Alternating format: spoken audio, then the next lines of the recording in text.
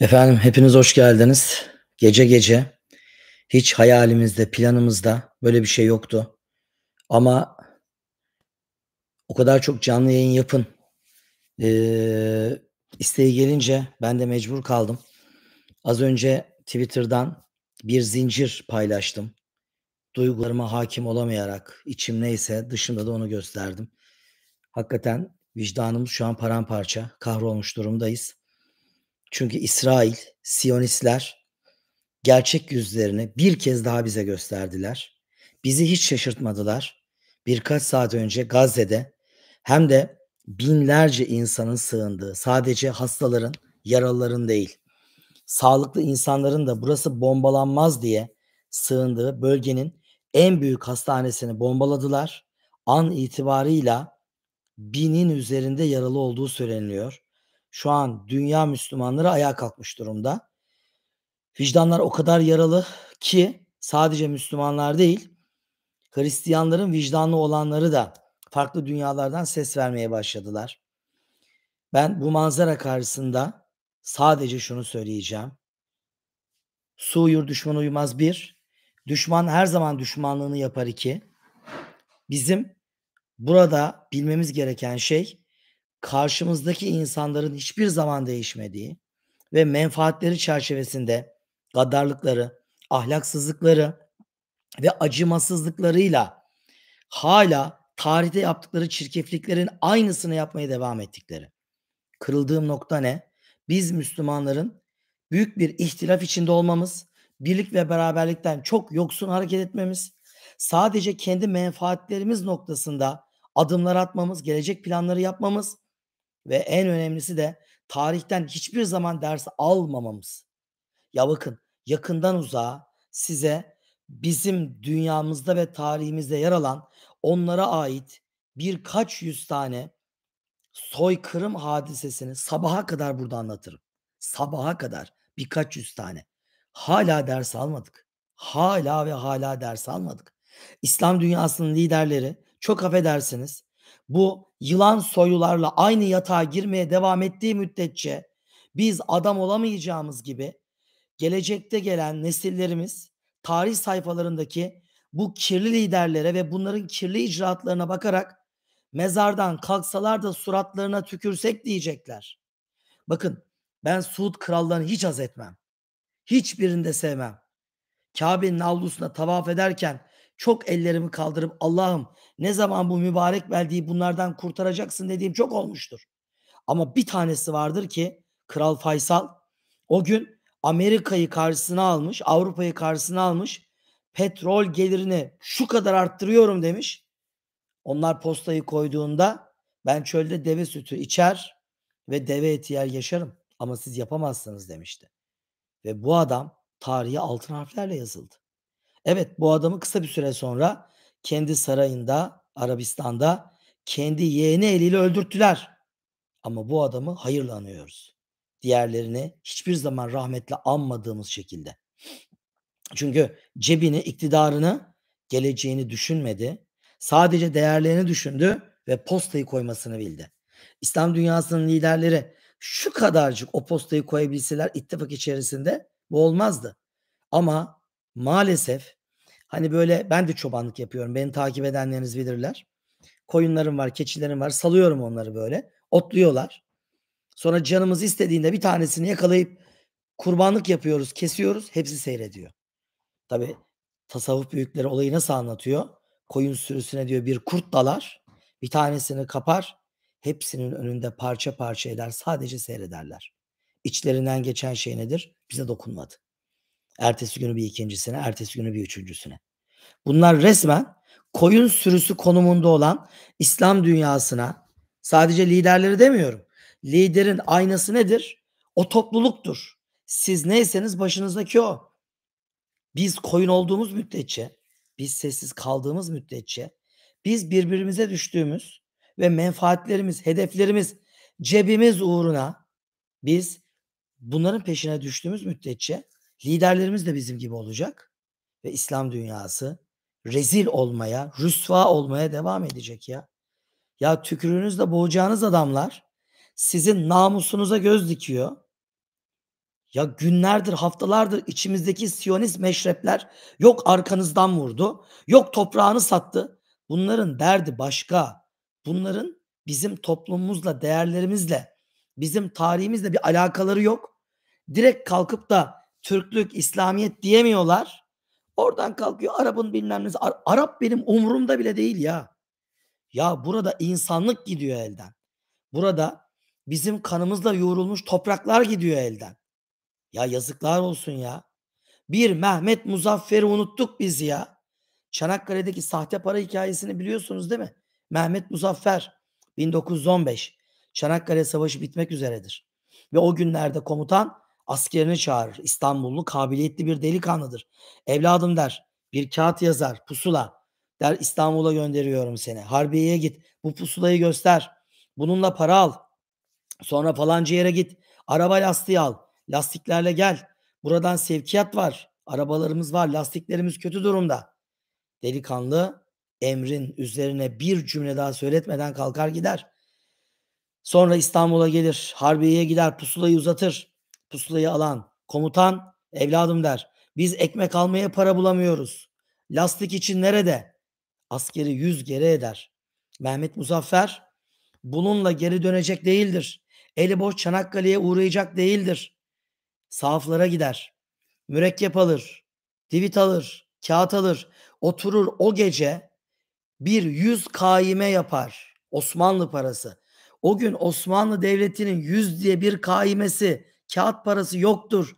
En büyük para 50 kaimedir. Ama alacağı lastik için yetmemektedir. 50 yerine 100 yazar. Karşılığı hazinede altınla saklıdır cümlesi yerine karşılığı Çanakkale'de şehit kanlarıyla saklıdır yazar. Sonra bilerek gündüz değil, havanın puslu olduğu, karanlığın çöktüğü bir demde lastikçiyle öyle anlaşır. O saatte geleceğim diye adamı bekletir. Parayı uzatır. O sanatlı para. Lastikleri alır ve Çanakkale'ye gider. Sonradan o adam, lastikleri satan kişi o sahte parayı bizim yetkililere götürür. Bizimkiler alır.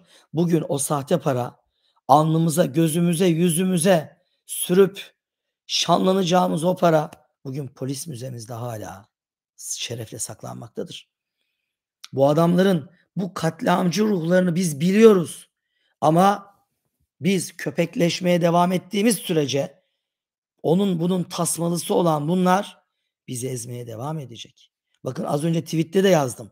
Köpek, affedersiniz, köpekliğini yapmadığı zaman talihsizdir. Çakal çakallığını yapmadığı zaman talihsizdir.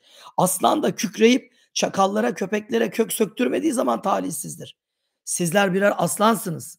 Siz kükremediğiniz müddetçe çakallar ve köpekler size tahakküm etmeye, sizin namussunuzu hariminize dalmaya, saldırmaya devam edecek. Hastaneyi bombalıyor adam ya. Ve kılı bile kıpırdamıyor.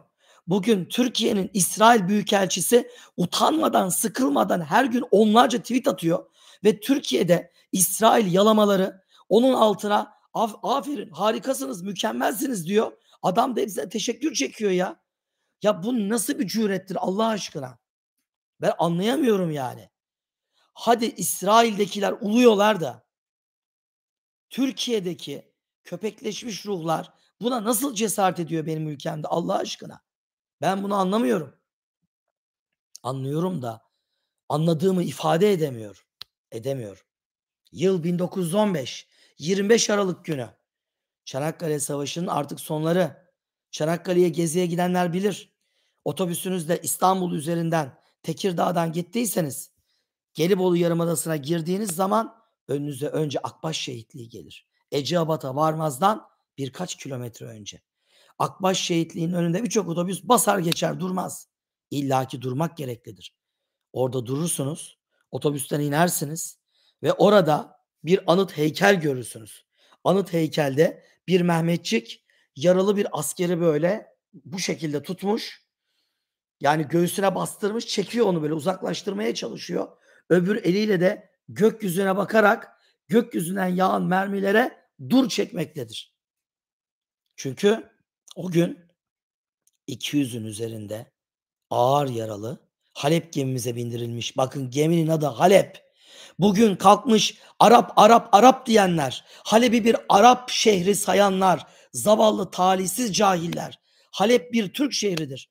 Kanuni Sultan Süleyman'ın İstanbul'dan sonra aşık olduğu ikinci şehirdir. Siz Halep'i Arap, Kudüs'ü Arap, Gazze'yi Arap şehri saydıkça sefilliğinizden hiçbir zaman kurtulamayacaksınız.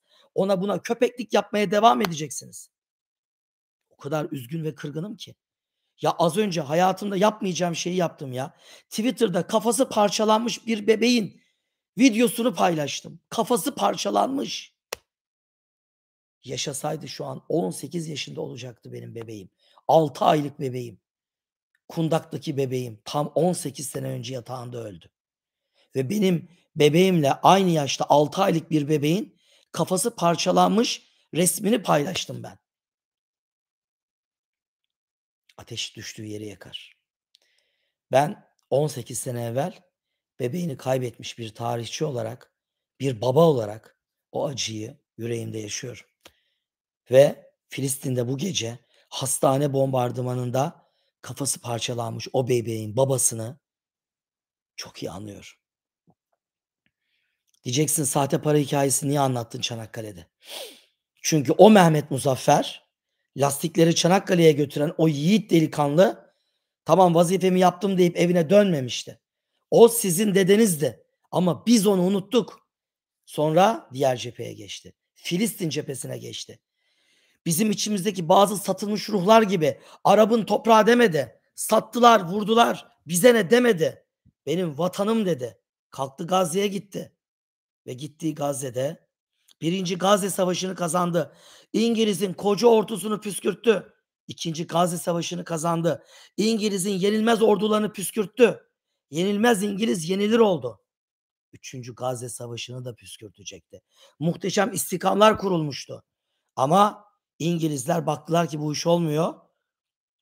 Pabuç pahalı. Alembi diye bir acımasızı ordularının başına getirdiler. Ve Birüs Sebi denilen çölün içinden Avustralya Sahra Birliği'nin zavallı süvarilerini, zavallı Avustralyalılar her zaman olduğu gibi şuursuz ve ruhsuzca İngilizlere uşaklık yaptılar. Oradan çölden girdiler. Birüs Sebi yöneten ordumuzun liderleri kaçtılar. Mersinli Emin'in hatıralarını okuyun. Sonra Birüs Sebi'deki komuta kademinin isimlerini öğrenin. Kaçtılar. Oradan girdiler, arkadan çevirdiler ve Gazze'yi düşürdüler. Ordumuz salimen çekilsin diye şehirde 50 civarında gönüllü bırakıldı. Bu 50 gönüllüden bir tanesi Çanakkale'de o sahte parayla Çanakkale cephesine lastik götüren Mehmet Muzaffer'den başkası değildi. Mehmet Muzaffer Gazze'de, Gazze sokaklarında şehit düştü. Gazze ile alakamız yok diyen içimizdeki ciğeri 5 para etmezler. Utanırlar mı acaba şu kadarcık? Bir de bunlar Türkçülük yapıyorlar. Allah onların ırkçılığının belasını versin. Yazıklar olsun ya. Ya bir de Türkçüyüm diyor ya. Senin neren Türk? Neren Türkçü? Zavallı satılmış ruhlar. Parmağını böyle yapmakla olmuyor Türkçülük. Gazze'nin ne kadar Türk olduğunu, Gazze topraklarında vatanım diye şehit olan Türkleri bilmeden söylediklerinle şu zavallı Türk gençliğinin kafasını karıştırıyorlar ya. Yazıklar olsun ya. Yazıklar olsun. Böyle milliyetçilik kahrolsun ya. Kafa tasçı bunlar. Sonra kalkıyor. Milliyetçiyim diyenle solcuyum diyen bir oluyor. Fali Rıfkı'nın dediğini diyerek sözlerime son veriyorum. Floransa benim için neyse Kudüs benim için o diyor. Ya bu kadar mı safsınız siz ya? Gelsen ben seni bir Floransa'da gezdireyim. Ben avucumun içi gibi biliyorum Floransa'yı. Yüzün üzerine gittim, grupla gezdim. Kendim dolaştım. Kudüs üzerine de 2 tane kitap yazdım. Gel ben sana bir anlatayım. Yüreği yiyen televizyon kanalı var mı beni çağırabilecek? Biliyorsunuz değil mi? 5 sene önce FETÖ'cüleri İsrail'e kaçıyor diye yalan haber yaptılar. Hakkımda mahkeme açtılar. İddianameme bile girmedi bunlar. Ve şu an bir tane televizyon kanalı beni çağırıp konuşturmaya utanıyor, korkuyor. Kendi arkalarından korkuyorlar. Ben YouTube'da kaç tane video yaptım terörist miyim diye. Benim hiç korkum yok. Çağırın, sorun, istediğinizi sorun. Ama Siyonistler Bunu çok güzel başarıyor. Ben Kudüs'e her ay giden adamdım. 5 yıldır hiç Kudüs'e gidemedim. Kudüs'e gitmem yasak. Çünkü yurt dışı yasağım var benim. Kim koydu bu yasağı bana? Bu yasağı bana koyduran içimizdeki Siyonistler. Bana bir iftira attılar. Hala mahkeme devam ediyor. Ve 2 cilt Kudüs kitabı yazan Talha Uğurlel 5 yıldır Kudüs'e gidemiyor. 5 yıldır Kudüs'ten bangır bangır video çekemiyor. Yahudi çok akıllıdır. Ben size söyleyeyim. Tel Aviv'de ben uçaktan indiğimde beni tutuklayabilirler. Hapse atabilirler. Aptal mı Yahudi? Bunu yaparsa ben kahraman olurum. Kitaplarım milyonlar satar. Ama onların en çok korktuğu şey bu. Çünkü estağfurullah ben demek çok çirkin bir şey. Utanarak söylüyorum. Kudüs'teki Türk varlığını 2 cilt kitapta 1000 sayfada ispatlamış biriyim. Bir televizyon kanalı ya. Çağırın. Kudüs'te Türklük var mı yok mu? Alparslan, Melikşah, Tutuş var mı yok mu? Artuk Bey var mı yok mu? Salahaddinler, Salih Eyüpler var mı yok mu? Rükneddin Baybarslar, Farisuddin Aktaylar, Seyfettin Kutuslar, İzzettin Aybekler var mı yok mu? Bir anlatayım. Ezbere okuyorum bak, kağıt falan yok benim üzerimde. Önümde bir yerimde. Kudüs'te Türklüğün varlığını bir anlatayım. Kudüs sokaklarında Sultan Baybars'ın karısı Türkan Hatun'un türbesini göstereyim. Oğlanın adı Baybars. Kudüs'te Türklüğün ne alakası var diyor ya bana geçen gün. Kudüs'te Türklüğün ne alakası var diyor. Oğlanın adı Baybars. Dedim ki senin bu tweetini Sultan Baybars görmesin. Baybars'ın karısının mezarı Silsile kapısının dibinde. Her gün önünden yüzlerce Müslüman, her hafta sonu yüzlerce Türk turist geçiyor önünden. Bir tane bilen var mı acaba Türkan Hatun'un mezarının orada olduğunu? Artuk Bey'in mezarının Kudüs'te olduğunu Türkiye tarihinde ilk kez kim yazdı? Kim söyledi? Kim ekranlarda haykırdı? Bir de kalkıyor bana Arap sevici diyorlar ya. Delireceğim ya. 5 sene evvel Kudüs'ten benim ayağımı kestikleri tarihte araştırın.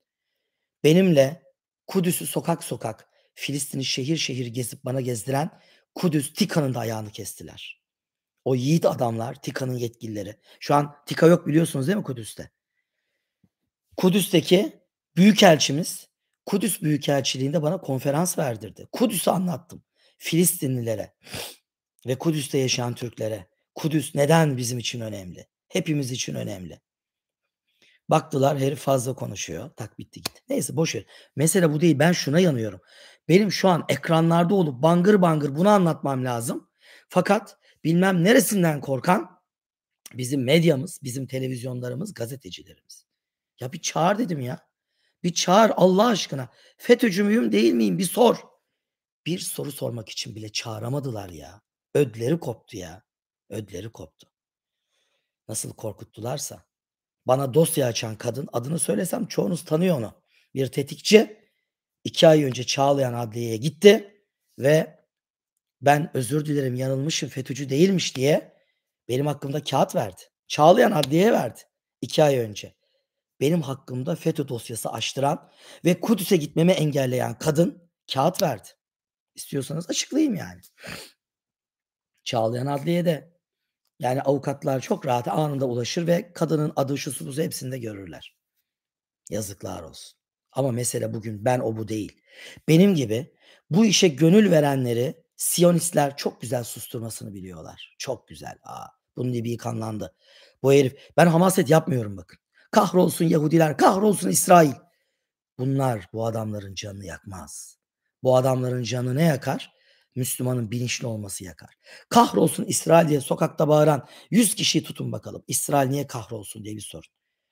Kurabilecekleri 3 cümle var mı? Ya da Kudüs'teki Türk varlığı için 3 cümle kurabilecek ülkemizde kaç kişi var? Ben bunu 1000 sayfayla ispatladım.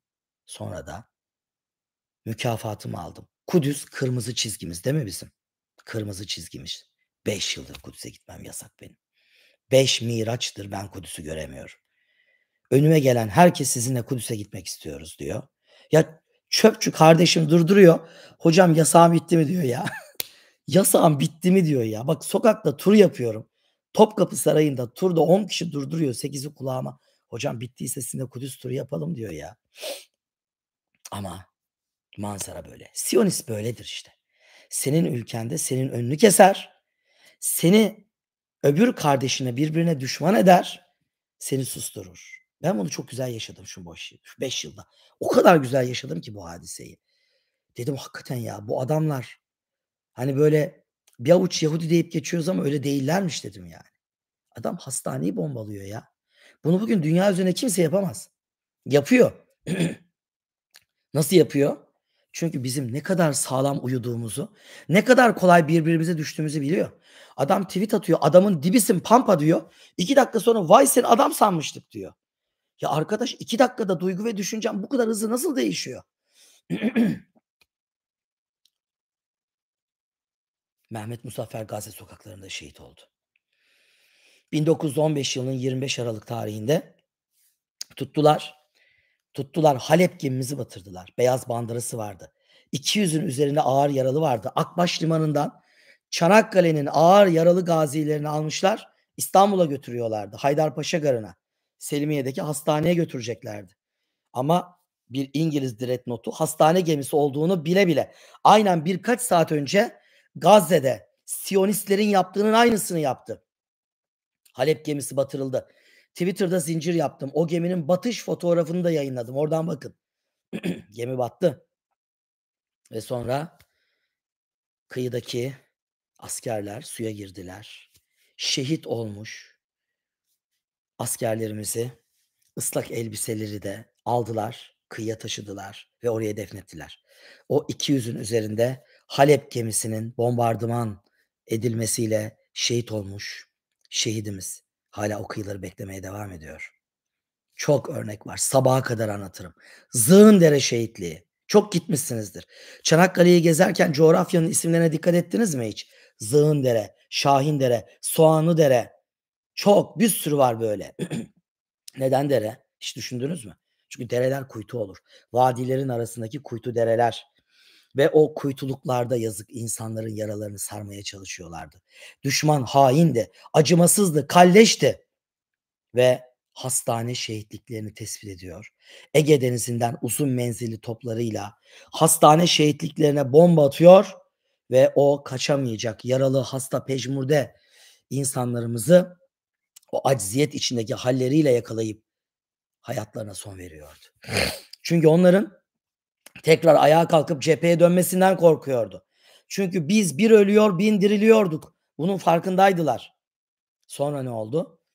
Sonra Zığındere'yi, o gece Ege Denizi'nden, o karşıda Semadirek Adası vardır. Semadirek Adası'nın ön tarafından uzun menzilli toplarıyla Nur Yahut Paşa anıtı vardır onun önünde. Onun arkasından aşırtarak Zığındere'ye, ki orası bölgenin en büyük hastanesiydi. 20-30 bazen 40 bin yaralı birikirdi. O gün günlerden 28 Haziran'dı. Albay Sami Bey bölgenin genel komutanıydı. O gece orada Zığındere Hastane bölgesinde bulunmaktaydı. Gece sabaha kadar hastane olduğunu bile bile Zığındere'nin o kuytu vadisini sabaha kadar bombaladılar. Hiç Zığındere'ye gittiniz mi? Çanakkale'ye gittiyseniz kesin uğramışsınızdır.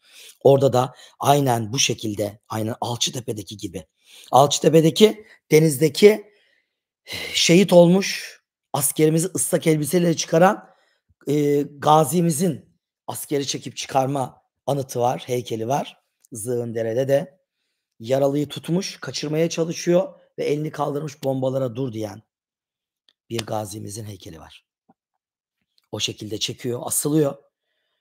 Arkasından sabaha kadar süren bir bombalama. 18.000 şehit. Bakın bugün bütün dünya Müslümanları ayakta. Bir gecede 1000'in üzerinde şehit var. Gazze'de hastane bombalandı. Biz Çanakkale'de bir gecede 18.000 şehit verdik.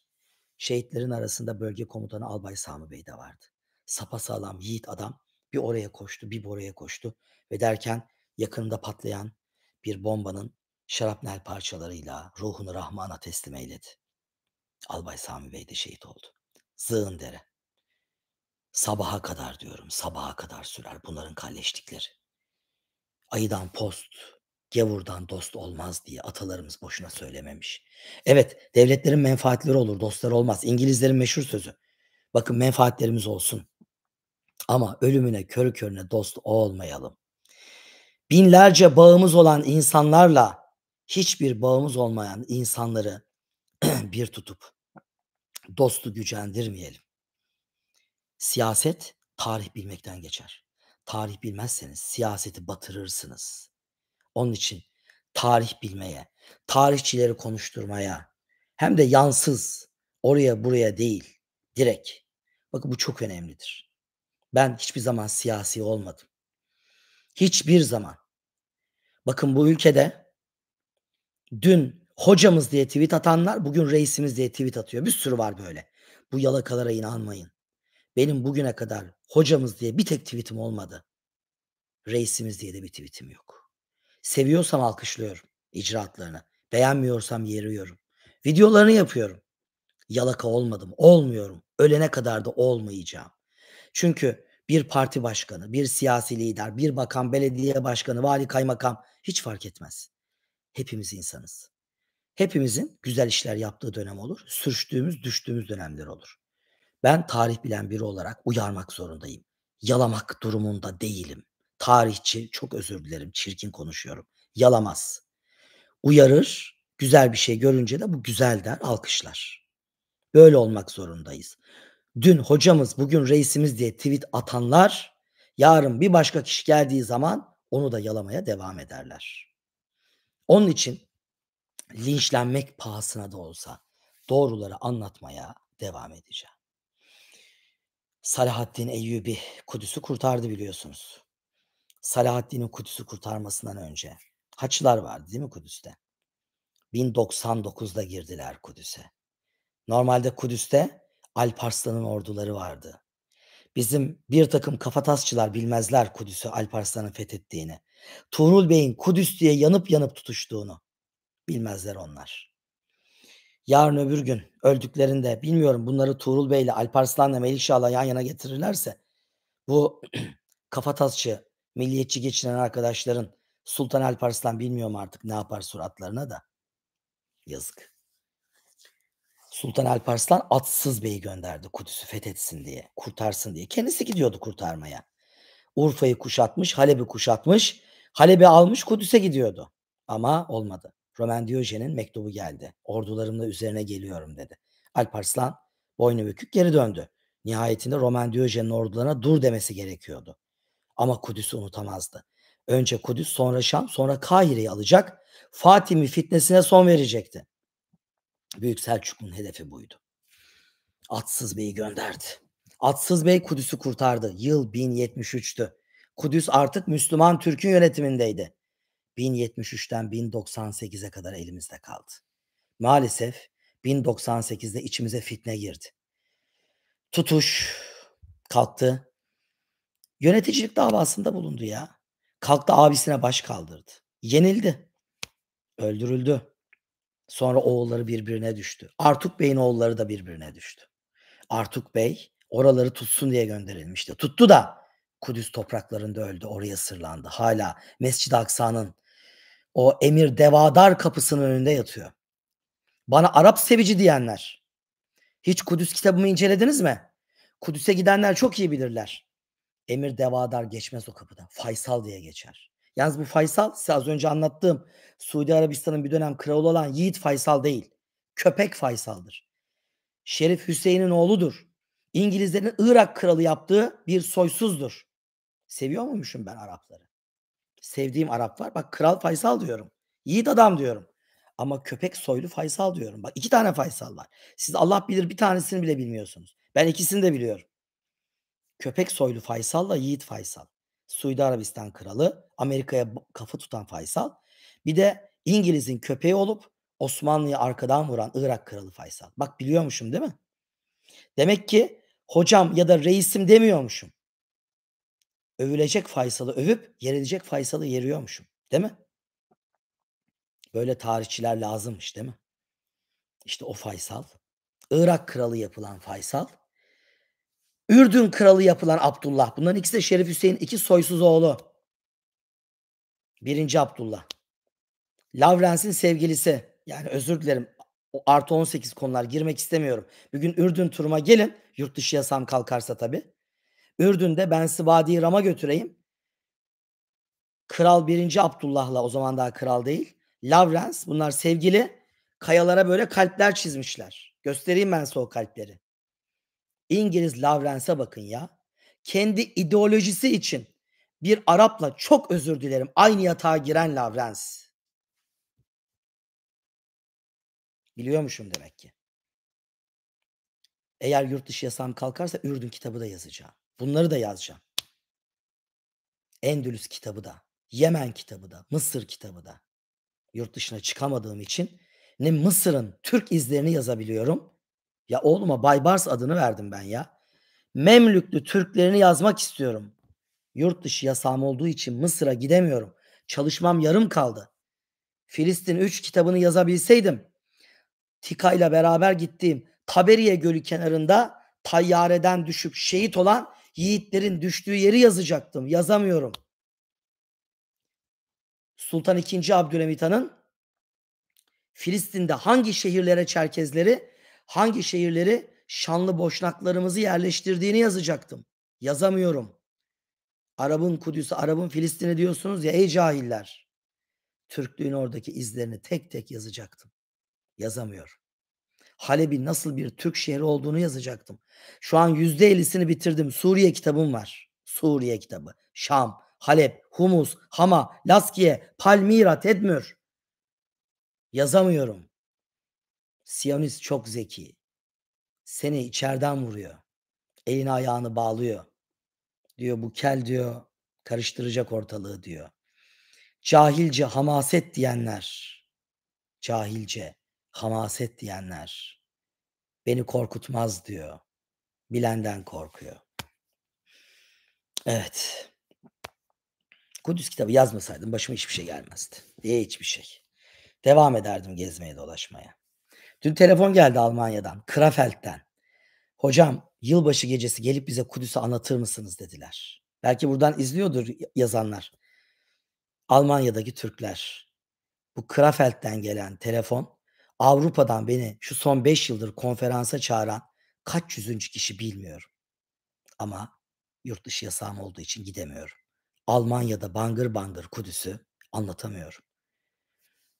Ya bu yasağı görüp de ses çıkarmayanlar. Ya adam etkili hocam biliyoruz hiçbir suçun yok diyor. Biliyoruz dosyan bomboş diyor. Diyorum yani Allah kurtarsın diyor ya. Allah kurtarsın diyor. Evet. Filistin'in İsrailli canilerin elinde bombalandığı ve bu bombalamaya hiç ses çıkarmadığı gibi adam buna da sessiz kalıyor yani. Önemli değil. Allah bana şunu soracak öbür tarafta. Sen vazifeni yaptın mı? Ben vazifemi yapıyorum. Bu canlı yayını zaten bunun için açtım. Vazifeme devam etmek için açtım. Ne olursa olsun ben vazifemi yapmaya devam edeceğim. Bakın beni 5 sene evvel bu Siyonistler attıkları iftiralarla birkaç aylığına hapse attılar. Ben hapse girdiğimde Kudüs konferansı verdim içeride biliyor musunuz? Evet. Ben görsellerle anlatıyorum. Görsel yok. Allah'ım delireceğim. O gece de Miraç. 5 sene evvel Miraç gecesi. Hapisteyim. Ben bir Miraç gecesinde Kudüs konferansı vermeden duramam. Hapistekileri dizdim. Tam 46 tane adam. 46. Silivri cezaevinde oluyor bu. Baktım bir Kudüs resmi yok. Baktım takvim kağıdı var. Hani şu sayfası yırtılan takvimler. Takvimin kartonunda Kubbetüs Sahra var.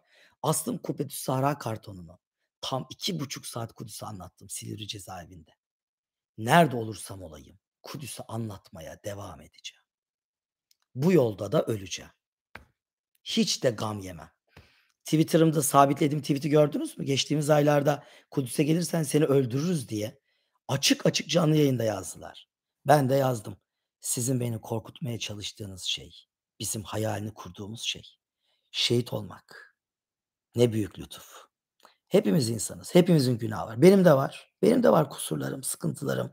Benim de var günahlarım, aksaklıklarım. Yok mu? Ben mükemmel değilim ki. Ama şehadet hepsini tertemiz yapıyor. Hele Kudüs yolunda. Kudüs'ün bize ait kıymetini biliyor. Bakın Selçuklular Kudüs'ü 1073'te kurtardılar. Sonra ne oldu? Sonra birbirlerine düştüler. 1098'de.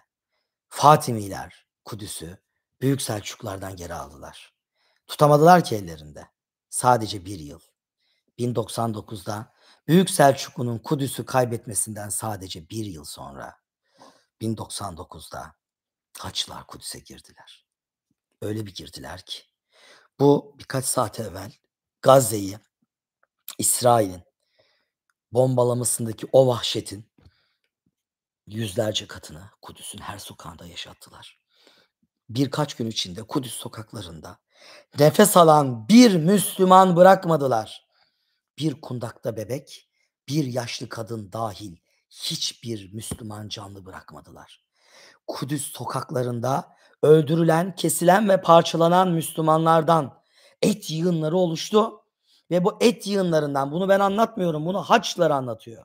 Haçlılar.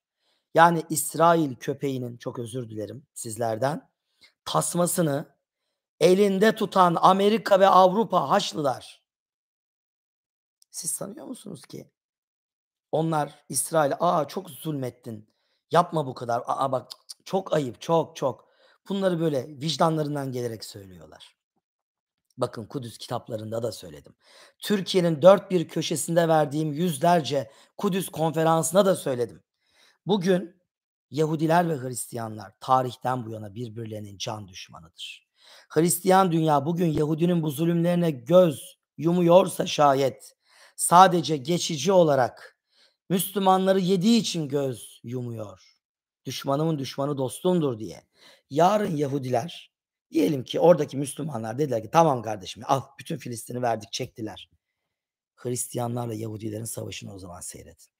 Hazreti İsa'nın doğduğu, Hazreti Meryem'in doğduğu, Hazreti İsa'nın hayatı boyunca dinini tebliğ ettiği, her köşesinde havarilerin hatıralarının bulunduğu o coğrafyayı Hristiyanlar Yahudilere bırakır mı sanıyorsunuz? Yani Kudüs'e gittiğin zaman resmen o 4 gün boyunca dinler tarihi dersi yapıyorum ya. Dinler tarihi dersi. Biz Müslümanlar bilinçli olmak zorundayız. Kudüs'e gitmek zorundayız. Her köşe başında farklı peygamberlere ait hatıraları en iyi şekilde öğrenmek zorundayız. Şanlı tarihimizin izlerini bilmek zorundayız. Ya Silsile Kapısı'ndan yukarı doğru yürüyorsunuz. Bak kapıdan çıktınız. Mescid-i Aksa'dan kapıdan, tamam mı, silsile? Bu silsile. Zincir kapısı. Ya kapıdan böyle çıkıyorsun. Çıkarken kapının etrafında koca bir medrese var. Medrese Memlüklülerin Kudüs valisine ait medrese.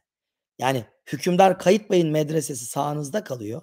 Solunuzdaki tarihi medreseyi İsrail karakol yapmış. Kapıdan geçerken baktırtmıyor bile sana içeriye. İçinde mihrabı gözüküyor, yazık. Bizim Kudüs 2 kitabında var, o mavi kaplı kitapta. Yani çektim ben onun fotoğrafını. O karakolun içi falan hepsi gözüküyor kitapta. Siz görün diye. Emir Tenkiz, Tenkiziye medresesi. Kim bu Emir Tenkiz? Tenkiz, Tunkuz, Türk bu adam ya. Memlüklü Türk'ü. Kudüs valisi. Silsile kapısından çıktınız dışarı. Aksa ulusu arkanızda kaldı. Kapıdan adımınızı attınız değil mi? Solunuzda Emir Tenkiz'in medresesi var. İsrail'in karakolu işgal etti. Ve o karakolun avluya bakan penceresinden Müslümanları her türlü dikizliyor. Her yerden zaten. Karakolun önünden 2 adım attığınız sağınızda Kanuni Sultan Süleyman'ın çeşmesi. Çeşmeyi geçtiniz, 4 adım attığınız sağınızda Sultan Baybars'ın karısı Türkan Hatun'un türbesi. Devam edin. Bir 8-10 adım daha atın. Bir sürü Memlüklü komutanının sağlı sollu medreseleri, tekkeleri, Osmanlı'ya ait Rufai tekkeleri hepsi yol üzerinde geliyor önünüze. Bunların hepsi, ya bir sokaktan size şurada sabaha kadar anlatırım. Sonra Arap'ın Kudüs'üymüş. Oldu canım.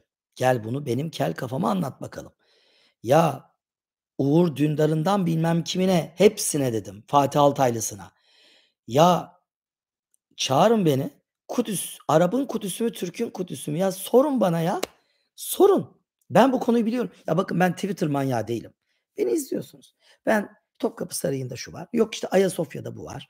Yok gittiğim Urfa'da bu var. Mardin'de şu var. Ya ben böyle bunları paylaşan bir tarihçi ve bir sanat tarihçiyim. Ama Kudüs söz konusu olduğu konuşurum, yazarım, çizerim. Çünkü ben bu konuyu iyi biliyorum.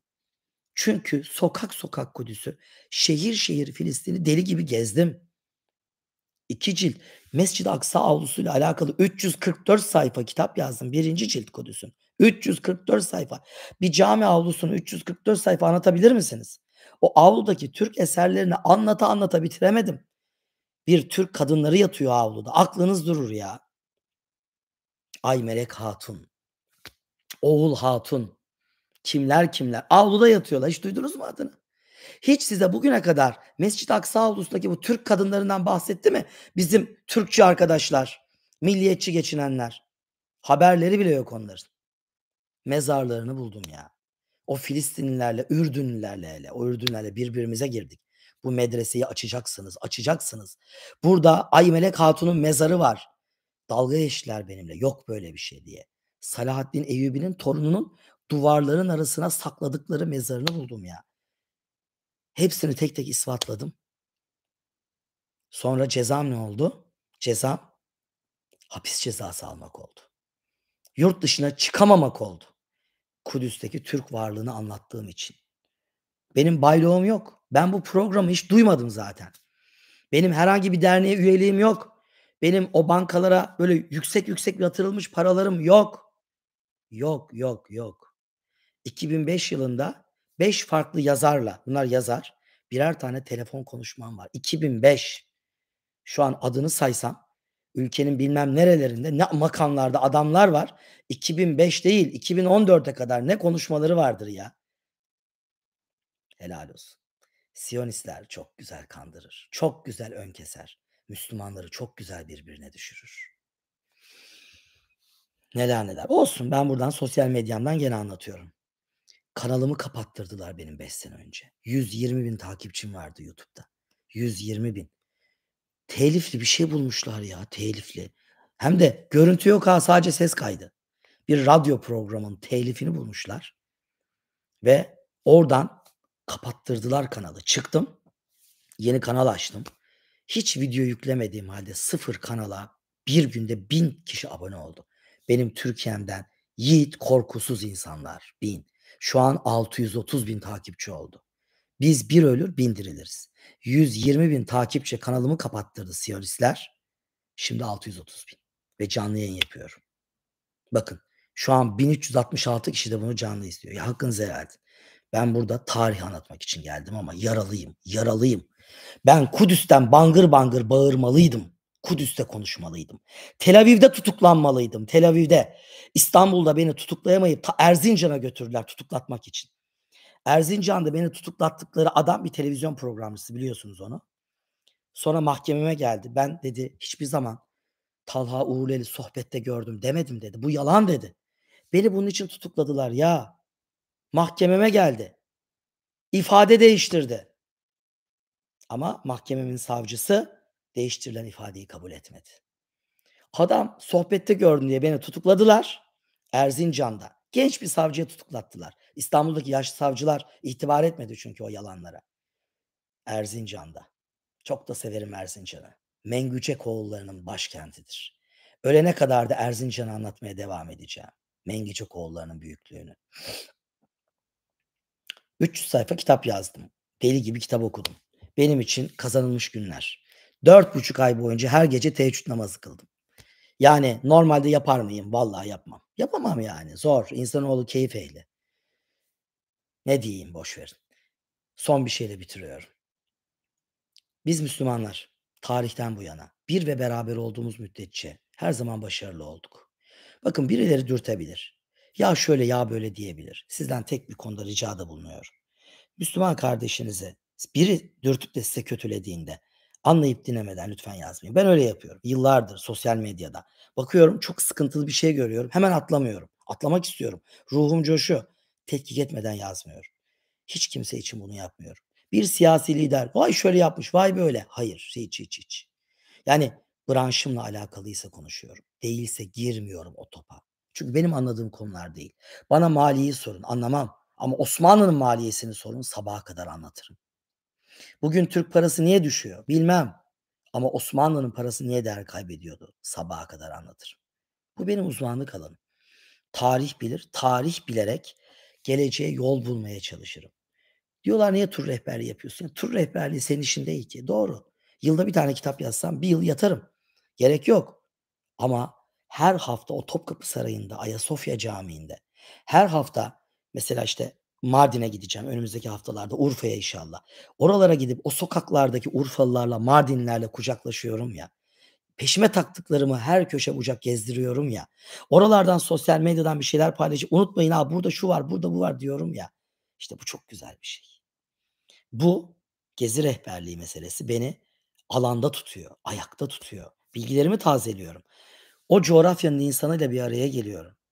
Fotoğraf çekiliyorum, gülüyorum, sarılıyorum. Çok mutlu oluyorum. Tarih bizim için çok büyük bir ibret dersi. Size ölene kadar, işin sonunda ölüm de olsa. Zaten öleceğiz. 47 yaşındayım ya bu saatten sonra. Peygamber Efendimiz sallallahu aleyhi ve sellem 63 yaşında ölmüş. 47, 57, 67. Ne demek bu? Yani 20 yıl ömrüm kalmamış benim ya. 20 yıl ömrüm kalmamış. Biliyorsunuz Hoca Ahmet Yesevi 63 yaşına geldiğinde kendisine yer altında bir dehliz kazmış. Efendimiz sallallahu aleyhi ve sellem bu yaştan sonra dünya gözünü çıplak gözle seyretmedi demişti. Yer altına inmiş ve talebelerine ölene kadar o yer altındaki dehlizde okutmuştu. Yani eğer o yaşta öleceksem 20 sene ömrüm kalmamış. Böyle bir mukaddes dava uğruna ölmek. Tabii ki ölmek çok kolay. Yazdıklarınızı tek tek okuyamasam da "Hocam öyle bedavadan ölmek yok, daha çok iş yapacağız." dediğinizi duyar gibi oluyorum. Zaten sizin şu yürekliliğiniz olmasaydı olmazdı bunlar.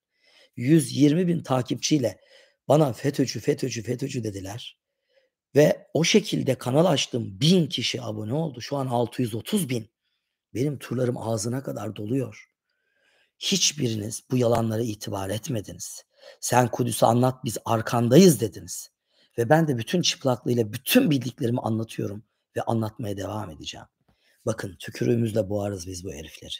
Boğarız ama bir ve beraber olmak gerekiyor.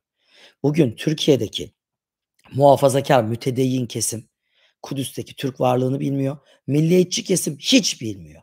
Allah aşkına bizi konuşturun. Bizi birtakım platformlara taşıyın. Ya ben 5 sene önce o iftiralarla hapse atılmadan önce Gençlik ve Spor, bakan yardımcımız, o zaman Kredi Yurtlar Genel Müdürümüzdü. Çok baba bir adamdır. Çok severim kendisini. Adını söylemeyeyim neyse. Dedim ki, "Sayın müdürüm, bak yalansa çıksın yalan desin." Dedim ki, "Böyle olmuyor." dedim. Beni aldılar. Bir yıl içinde Türkiye'de 100 civarında üniversitede konferans verdirdiler benim tarihim diye. Üniversite üniversite Kudüs'ü anlattım ben. Topkapı Sarayı ve mukaddes emanetleri anlattım. Dedim ki, "Sayın müdürüm, beni Kars'tan bıraksanız, ben eşimle beraber İstanbul'a 2 sene hiç uğramasam." dedim. Kars'tan Şırnak'a kadar ilçe ilçe, köy köy gezsek ve ben 2 sene hiç İstanbul'a gelmeyeyim. Ya yeter ya, hep İstanbul, İstanbul bu ne? Oradaki çocuklara, oradaki doğudaki çocuklarımıza değerlerimizi anlatalım. Tarihle çok güzel anlatılıyor. Bak yanlış anlamayın, ilahiyatçılarımız da vardır, hocalarımız. Dinle din anlatılmıyor. Çünkü ben ilahiyatçı hoca olsam, "Ya üf, adam vaaz veriyor." deyip dinlemezsiniz beni. Çünkü bir ön yargı var ya hocalara karşı, ilahiyatçılara karşı. "Ya üf, adam vaaz veriyor." Ben tarihçi de değilim. Ben normalde tarihçiyim ama sonradan kimlik değiştirdim biliyorsunuz. Yüksek lisansım, doktoram sanat tarihi benim. Ben artık sanat tarihçiyim. Bak gözlük de takıyorum artık. Gördünüz mü? Gözler gidiyor. Yaş 47. Gözlüğüm de var. Kafam da kel. Çok göbeğim yok ama dedim ki, "Sayın müdürüm beni Kars'tan salın Şırnak'a kadar. Ben 2 yıl İstanbul'a hiç uğramayayım. Eşim, çocuklarımla buraya taşınayım ve köy köy ben Kudüs'ü anlatayım." dedim. Bana müdür bey çok düzgün, çok kaliteli bir adamdı. Kreditor genel müdürümüz. Dedi ki, "Talha Bey" dedi, "bizim" dedi, "doğuda büyük salonlarımız yok." dedi. "Bir Gaziantep'te büyük salon var." dedi. Ya dedim, "Büyük salon istemiyorum." Ben bakın Antalya'nın Akseki ilçesinin Kuyucak diye bir köyü var. Kuyucak. Dağın başı 2.000 nüfuslu. Ben Kuyucak köyüne gittim. Traktör kasasında Kudüs'ü anlattım ya. Traktör kasasında bal festivali vardı. Bal festivalinde tuttular, popçu hatunları çağırmadılar, beni çağırdılar ya. Kumluca Belediye Başkanı domates festivaline çağırdı beni ya. Tırın kasasında konferans verdim. Hatta gittim böyle Kumluca'yı hiç unutmam. Şehre giriyorum böyle. Antalya'da uçaktan indim. Böyle bir gecede tebessüm etmek bile bizim için günah sayılır ama gidiyorum Kumluca'ya. Belediyenin arabası beni, Antalya'dan Kumluca'ya götürüyor. Böyle şehrin girişi billboard'larda dur neydi o sarışın kızın adı? Neydi o? Hani Eurovision şarkı yarışmasına katıldı ya. Adı gitti aklımdan ya. Hadise, Hadise. Hah. Hanım söyledi oradan Hadise. Hadise'nin fotoğrafı var. Öbürü kimdi? Almanca gurbetçi bir kız vardı. Unuttum. O kız var. Ortasında ben varım. Dedim başkanım bu ne ya? Dedi ki hocam dedi bizim halk dedi Hadise'yi de seviyor. Aybike miydi o kız neydi? O da Alman gurbetçisi. Onu seviyor. Bir kısmı da seni seviyor dedi. Domates Festivali'nde tırın kasasında stadyumda oturuyor millet. Kudüs'ü anlattım. Bakın ben her yerde anlatırım. Çağırın siz beni yeter ki. Türkiye'de de 2-3 hafta önce Bursa'da 3.000 kişi vardı. Çok teşekkür ederim. Bursa'da Osman Gazi Belediye Başkanı. O iftiralara kulak asmadı. "Gel hocam." dedi. "Biz seni tanıyoruz." dedi. "Sen Bursa'nın çocuğusun." dedi. "Öyle." Ben lise yıllarımda Bursa'da çok gezi yaptım. Millet böyle Ulu Cami'de rehberlik yaparken dalga geçerdi. Minberdeki güneş sistemini anlatınca. Şimdi de televizyon ekranlarında o Habertürk öteki günlerde çok dinlediniz. Aynı yıllarda değil güneş ve gezegenler, yıldız haritasını çizen Türkleri anlattım size öteki gündemde. Ulu Bey, Ulu Bey'in Türk hükümdarları yani o büyük Türk hükümdarı Ulu Bey'in o müthiş Türk alimleri Gıyasettin Cemşit, Bursa'da eğitim görüp Semerkant'a giden Kadızade Rumi ve ünlü büyük astronom Ali Kuşçu. Bu adamlarla yıldız haritasını hazırladılar. Ve 1900'lerin başında Amerikalılar Hubble teleskobunu bulana kadar bizim zicimizi kullandılar. Yani yıldız haritamızı. Siz bugün bunu çocuklarınıza öğretmediğiniz müddetçe bizim tarihimizi hakir görmeye, utanmaya, bizim coğrafyalarımıza onun bunun coğrafyası deyip Avrupa tarihine ve coğrafyasına salya akıtmaya devam edecekler. Ben ne kadar iftiraya uğrarsam uğrayayım. Doğruları anlatmaya, bilmeye devam edeceğim. Yarın bir daha hapse atılayım. Hapiste de yazmaya, çizmeye, konferans vermeyi sürdüreceğim. Ya ben bugüne kadar çok hapishane konferansı verdim ya. Bakın Ümraniye cezaevi, Paşakapısı cezaevi, Bursa F tipi cezaevi. Beni çok iyi bilir bunlar. Yani suçlu olarak değil ya da suçlu namzet değil. Bayağı tarihçi olarak girdim. Bangır bangır konferans verdim orada. Bir kuruş da para almadım Adalet Bakanlığı'ndan. Gene veririm ben ya. Bir göz kırpmanız yeter. Ben biliyorum. Bugün sağda solda peygamber şiiri okuyan dostlarım var benim. Çok kırgınım onlara. O peygamber şiiri okuyan dostlarım, yüzlerce FETÖ programına giden o dostlarım bana WhatsApp'tan bir geçmiş olsun demediler. Neyse ben onlara da hakkımı helal ettim. Onlarla beraber Kudüs demeye devam edeceğiz. Çünkü Müslüman birbirine kırılsa da küsmez. Bunu önce ben yaşayayım şahsımda. Kırılsam da küsmeyeyim. Onları kitap fuarlarında gördüğümde yüzlerine tebessüm etmeye devam edeyim. Müslüman ne der? Hocam biz ya İslam'da ne var? Çok özür dilerim. Zinada görüyorsun. Ben yanlış gördüm diyorsun. 4 şahit istiyor İslamiyet. 4 şahit. Bizimkiler değil 4 şahit. Bir tweet'e kanarak vay hain diyorlar. Bir tweet'e kanarak. Bir tweet'e. Onları İslam'ı daha iyi öğrenmeye davet ediyorum. Özür dilerim. Kendime ait mevzulara da girdiğim için. Filistin'in, Kudüs'ün bu şanlı davasını kendi dertlerimle kirlettiğim için hepinizden özür diliyorum. Çok doluyum. Çok üzgünüm. Kudüs'e sahip çıkmak isterdim. Günlerdir saldırıyorlar içimizdeki sıkıntılılar. Hadi gitsene, hadi gitsene diye. O kadar çok istiyorum ki Mescid-i Aksa avlusundan bangır bangır bu tarihi anlatmak. Bir daha söylüyorum. Yurt dışı yasağımı kaldırın. Yarın ilk uçakla Kudüs'e gitmeyen namerttir. Yüzüme bir daha bakmayın eğer gitmezsem. Eğer yurt dışı yasağımı kaldırın gitmeyen. Çok teşekkür ediyorum. Hayırlı geceler diliyorum.